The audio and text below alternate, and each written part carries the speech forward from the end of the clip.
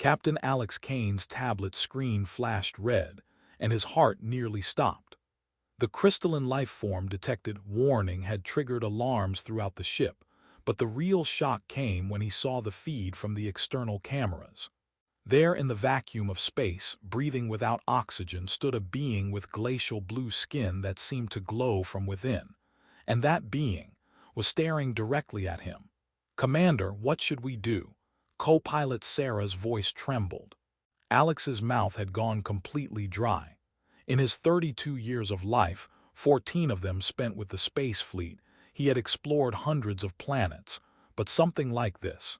He had never seen anything like this. The glacial blue being was slowly approaching the ship, and Alex could have sworn those crystalline eyes were looking straight into his soul. "All crew to stations. Lock down sections 3 through 7.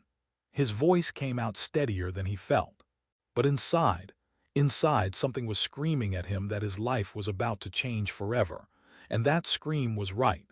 The being stopped just meters from the hull. And yes, Alex somehow knew it was female, raised one elegant hand. Her fingers were long, almost translucent, with what looked like veins of pure light running through them. Then she did something that made the entire crew gasp. She smiled. Not a threatening smile, not a curious smile, a sad smile. The kind of smile someone gives when they're looking at something they've lost. "Sir, she's communicating." Tech Officer Raman's hands flew across his console. "Neural frequency patterns. She's trying to reach us telepathically." "What's she saying?" I can't translate all of it, but I'm getting one word repeated over and over." Raman looked up, his dark eyes wide with disbelief. "Help." That's when everything changed. That's when Alex made the decision that would either save humanity or doom it. "Open airlock 7, slowly." "Captain, the protocols," Sarah started. "I know the damn protocols." Alex's voice was sharp, but his eyes never left the being outside. "But look at her. Does she look hostile to you? She's asking for help." The airlock hissed open, and the being, the princess, as they would later learn, glided inside with movements so graceful it looked like she was dancing rather than walking. The moment she crossed the threshold, the ship's atmosphere analyzers went crazy. Her mere presence was altering the air composition, making it richer, purer somehow. Alex stood in the corridor as she approached. Every fiber of his training screamed at him to maintain distance, to follow first contact protocols, to not, under any circumstances, touch an unknown alien species. But when she stopped in front of him, barely an arm's length away, and those eyes met his. God, those eyes, they weren't just blue. They were every shade of winter sky, of frozen oceans, of ice crystals catching the morning sun. They were ancient and young at the same time, and they were filled with tears. "Please," she whispered, and the word came out in perfect English, though her lips barely moved. "They're coming for me." "Who's coming?" Alex heard himself ask, his hand instinctively reaching out. The entire crew watching through the cameras held their breath. "Don't touch her," his rational mind screamed. "Don't." Her hand met his. The moment their skin connected, Alex's world exploded into light. Not painful, not blinding, but overwhelming in its intensity. He saw everything.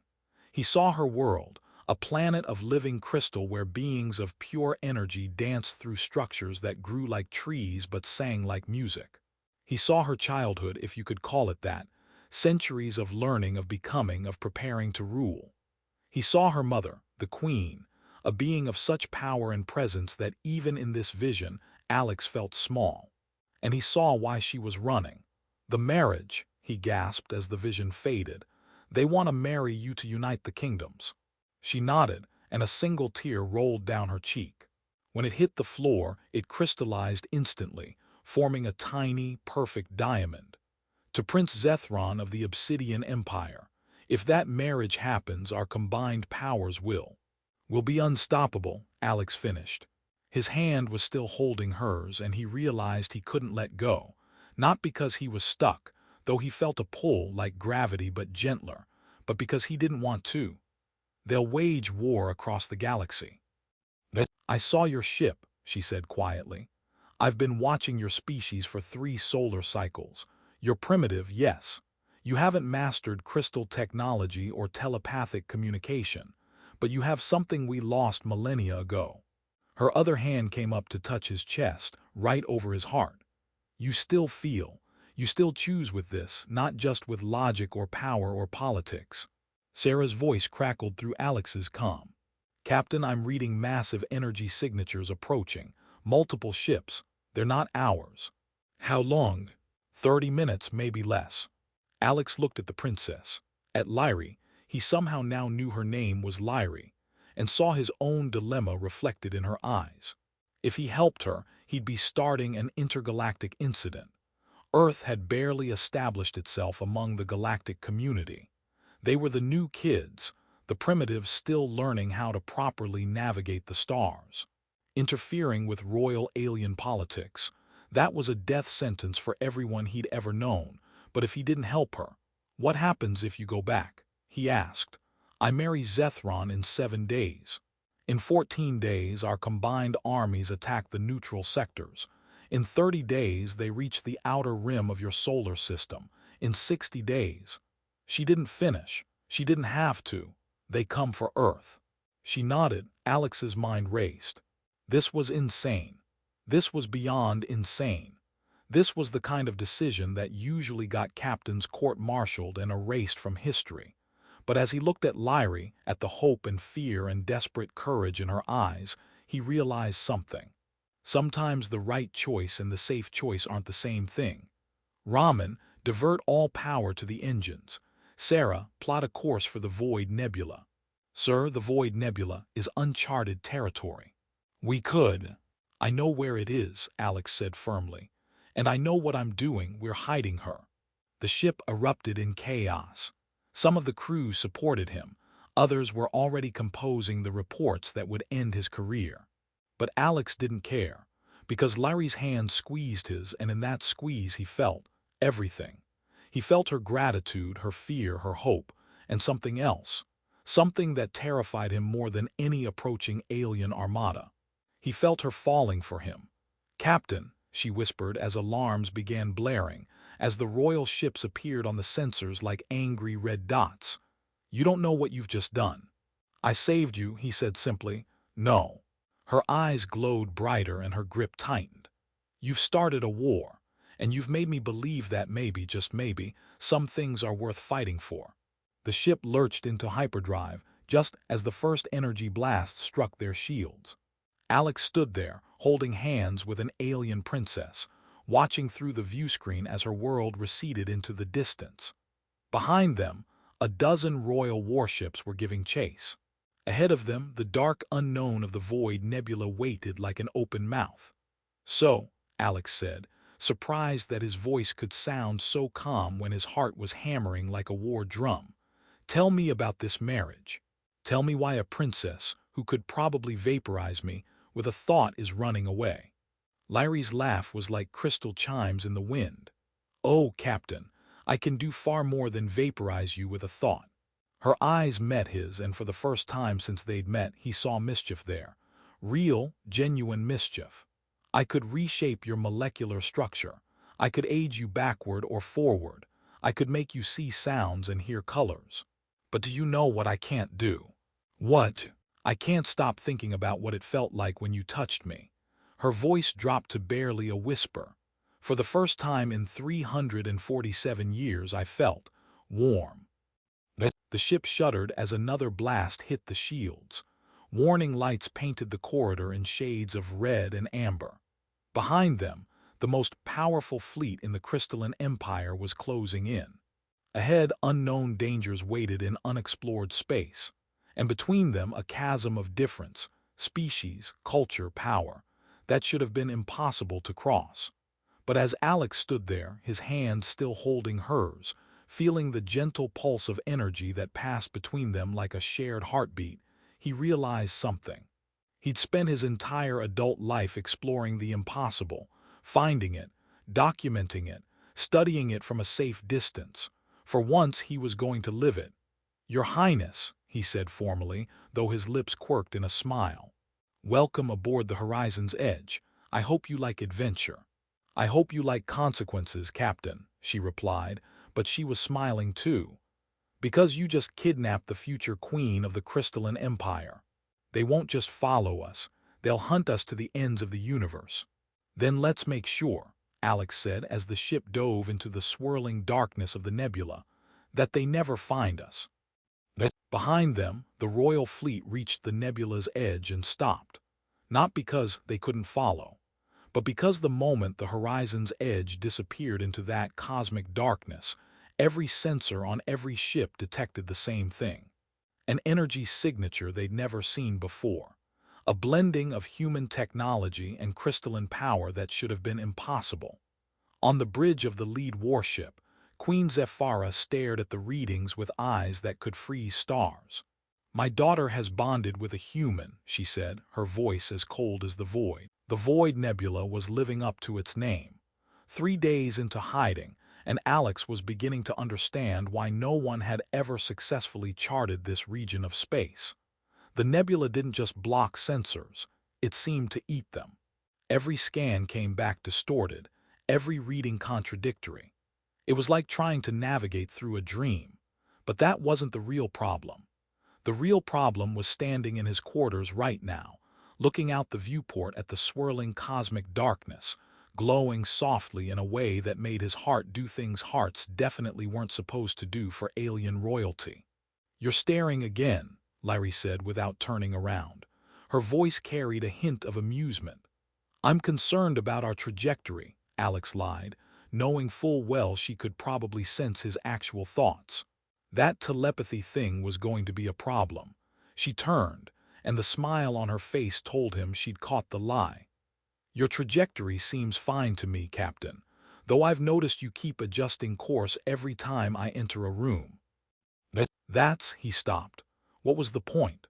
"Okay, yes, I'm adjusting, but can you blame me? 3 days ago, my biggest concern was mapping asteroid fields. Now I'm harboring a fugitive alien princess, being chased by an empire that could vaporize Earth with a thought and—" He trailed off, "and—" She took a step closer, the air between them seemed to shimmer, "and I can't stop thinking about you." The words came out before he could stop them. "Which is insane, you're not even human. We're probably not even biologically compatible. This whole thing is impossible." She was close enough now that he could see the patterns in her crystalline skin, like fractal ice formations that went on forever. "I've been alive for 347 years, Captain. I've studied impossible for longer than your species has had space travel. And do you know what I've learned?" "What?" "Impossible is just another word for hasn't happened yet." Her hand reached out, hovering just inches from his face. "May I?" Alex nodded, not trusting his voice. When her fingers touched his cheek, that same rush of connection flooded through him. But this time it was gentler, more controlled. This time he could feel her emotions as clearly as his own: wonder, fear, confusion, and something else that made his breath catch: desire. "This is why they want me to marry Zethron," she whispered. "Not for love, not even for politics. But because when two of my kind bond, our powers combine, exponentially. Zethron and I together would be unstoppable." Her eyes met his. "But there's a secret my mother doesn't know, a secret no one knows." "What secret?" "We don't just bond with our own kind." Her hand moved from his cheek to his chest, over his heart. "We can bond with any being capable of true emotion, any being with a soul strong enough to match ours. It's forbidden. It's been forbidden for millennia because—" The ship lurched violently, throwing them both to the floor. Alarms screamed through the corridors. "Captain, to the bridge." Sarah's voice was pure panic. "We've got company." Alex and Lyrae ran to the bridge, and what he saw on the viewscreen made his blood turn to ice. It wasn't the royal fleet. It was worse. Much worse. A ship twice the size of his own, black as the void, with energy readings that made their shields look like tissue paper. And it was broadcasting a message. "Human vessel," a voice like grinding stone filled the bridge. "Surrender Princess Lyrae to Prince Zethron or be destroyed. You have 60 seconds. "That's Zethron's personal warship," Lyrae breathed, her face paling to almost white. "Alex, you don't understand. He didn't come to retrieve me. He came to—" The view screen shifted, and a face appeared that made Lyrae take an involuntary step back. If Lyrae was winter's beauty, Prince Zethron was its cruelty.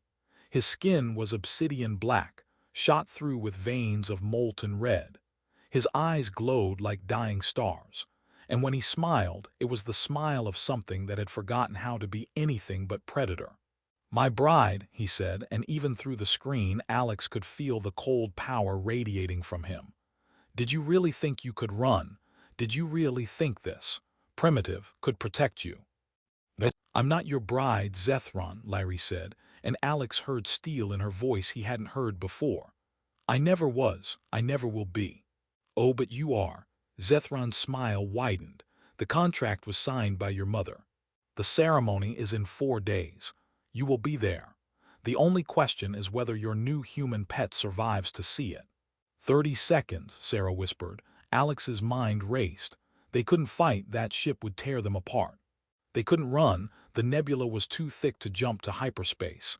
They couldn't surrender, he knew what happened to people who crossed beings like Zethron. But maybe. "Lyrae," he said quietly, "that thing you said, about bonding, about combining powers." Her eyes went wide. "No, Alex, no, you don't know what you're asking." 20 seconds. "Tell me quick, if we bonded, could we fight him?"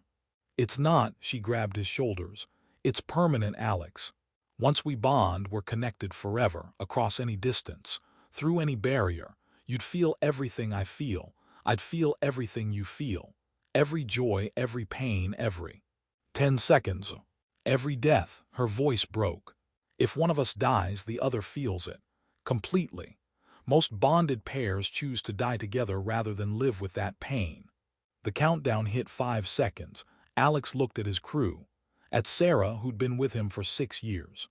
At Raman, who had a daughter waiting for him on Mars. At the others who trusted him, who followed him, who didn't deserve to die because he'd made one impulsive decision to save a princess. Then he looked at Lyrae. At the fear and hope warring in those crystalline eyes.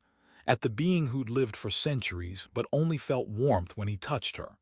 At the princess who could have vaporized him but instead asked for help. The decision was surprisingly easy. "Do it," he said. 3 seconds. "Alex, do it." Her hands came up to frame his face and the world exploded into light. But this time it wasn't just vision. It was sensation. It was becoming. He felt her power pour into him like liquid fire, felt his human warmth flow into her like a flood breaking through ice. He felt 347 years of memories crash through his mind. Every lesson, every loss, every lonely century waiting for something she didn't even know she was waiting for. And she felt his 32 years, his childhood on Earth, his first time seeing the stars, his losses, his hopes, his dreams. They felt each other, completely, utterly, irreversibly. When the light faded, Alex opened eyes that glowed with the same crystalline blue as Lyrae's. And Lyrae's skin, while still glacial blue, now had veins of warm, human red running through it like streams of fire through ice. The bonding was complete. "Time's up, human," Zethron snarled. "Fire." The warship's weapons charged, energy building to a level that would crack their ship like an egg. Alex felt Lyrae's panic, felt her power rising, felt her preparing to shield the ship even though she knew it wouldn't be enough. And then he felt something else, something new, something impossible, their combined power. "Sarah," Alex said, and his voice came out doubled, his and Lyrae's speaking in perfect unison. "Drop shields." "Captain, are you?" "Drop the shields." The shields flickered and died. Zethron's laugh echoed across the channel. "Fool, you've just killed everyone on that ship." But Alex was already moving. He and Lyrae stood together, hands clasped, and when the energy blast came screaming toward them, enough power to destroy a small moon, they raised their free hands together. And caught it. The energy ball, bright as a newborn star, hung in space between the two ships. Alex could feel it burning in his palm, feel Lyrae's power weaving through his, feel the impossible becoming real. And then, with a thought they shared perfectly, they threw it back. The blast struck Zethron's warship and exploded against its shields. The ship rocked but held, but Zethron's expression had changed. The cruel smile was gone, replaced by something Alex never thought he'd see on that obsidian face. Fear. That's not possible, Zethron whispered. Human physiology can't channel crystalline power. It would burn you from the inside out. You should be dead. Love, Lyrae said softly, makes all things possible. And Alex felt it then, felt what she'd been too afraid to say before. Felt it flowing through their bond like light through crystal. She loved him. Had loved him from the moment he'd chosen to help her despite the consequences. Had loved him for his courage, his compassion, his willingness to risk everything for someone he'd just met. And he loved her back. Completely. Impossibly. Permanently. This isn't over, Zethron snarled. The Queen will hear of this. The Empire will. The Empire, a new voice cut in and everyone froze, will do nothing. A third ship appeared on the sensors, and this one made Zethron's warship look like a child's toy. It was a cathedral of living crystal, kilometers long, pulsing with power that made the nebula itself seem to bow in respect. And standing on its bridge, visible through the view screen, was Queen Zephyra herself. But her eyes weren't on Zethron, they were on Alex and Lyrae. "Mother," Lyrae breathed. "My daughter," the Queen said, and her voice carried centuries of power and pain. "You've done something I thought impossible. You've bonded with a human. And in doing so, you've broken the oldest law of our people." "Then punish me," Lyrae said, squeezing Alex's hand. "But leave him and his crew alone. This was my choice." "Punish you?" The Queen's laugh was like ice cracking. "My child, I'm not here to punish you. I'm here to thank you." The silence on the bridge was absolute. 10,000 years ago, Queen Zephyra continued, our people made a choice. We chose power over emotion, logic over love. We became crystalline in body and soul, and in doing so we became empty, immortal, yes, powerful, yes, but empty. Her eyes, so like her daughter's, shimmered with something that might have been tears. "I've been queen for 6,000 years, Lyrae. And in all that time, I've never felt what you're feeling right now. That warmth, that connection, that love." She turned to Zethron. "The wedding is cancelled. The alliance is void. Return to your empire and tell them the crystalline kingdom no longer requires their power. We have something better." "You're mad," Zethron spat. "Choosing emotion over power, choosing these primitives over us. You doom your people." "No," the Queen said softly. "I save them. My daughter has shown me what we lost, and if there's even a chance we can find it again." She looked at Alex. "Captain Kane, you've changed the course of galactic history. My people will study this bond, learn from it, perhaps in time find their own." "Your Majesty," Alex said, his voice shaking slightly, "does this mean?" "It means you're free to go. You and my daughter both. Live your lives, love each other. Show the universe that impossible is just another word for hasn't happened yet." She smiled, and for just a moment Alex saw where Lyrae got her beauty from. "But know this, you've made enemies today. Not everyone will be as understanding as I am. There will be those who see this bond as an abomination, who will hunt you for daring to bridge the gap between species." Let them come," Alex said, and felt Lyrae's pride through their bond. "We'll face them together." The Queen nodded. "Then go, explore your universe, build your love, and remember, you carry the hope of my people now. Don't let us down."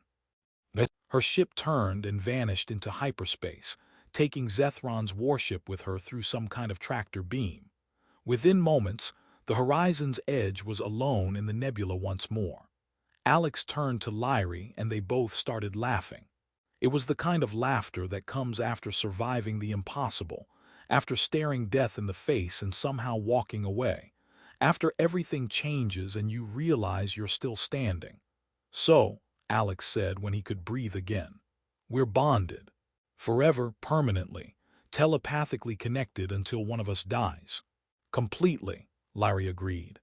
"And we're going to be hunted by every faction that thinks humans and crystallines shouldn't mix." "Absolutely." And your mother just made us the poster children for interspecies, bonding across the entire galaxy. It appears so. Alex grinned. Want to get married? Lyrae's laugh was like music. Captain Kane, that might be the most romantic proposal I've heard in 347 years. Is that a yes? She pulled him close and kissed him. It was the first kiss between their species. The first time human warmth and crystalline ice met in perfect harmony. The first of many impossibilities they'd create together. When they broke apart, Sarah was staring at them with her mouth open. Raman was frantically typing notes. The rest of the crew looked like they'd just watched reality itself rewrite the rules. Set course for Earth, Alex said, grinning. I think we need to introduce my fiancée to my parents. And then maybe we save the galaxy a few times, fight some bad guys, explore some uncharted space. Don't forget the wedding, Lyrae added. I'm thinking something small, just a few hundred guests, maybe on a crystal moon, with traditional crystalline vows and human vows in. And dancing, Alex interrupted. We need dancing. You know how to dance. Nope, but I've got forever to learn. As the horizon's edge turned toward home, toward Earth, toward a future no one could have predicted, Alex stood on the bridge with an alien princess's hand in his. He could feel her thoughts dancing with his. Feel her love warming the cold spaces in his soul. Feel the impossible becoming wonderfully, perfectly, beautifully real. They'd told him not to touch her. They'd warned him about the consequences. They'd said it was impossible. And they'd been absolutely right about one thing. The consequences were going to be amazing.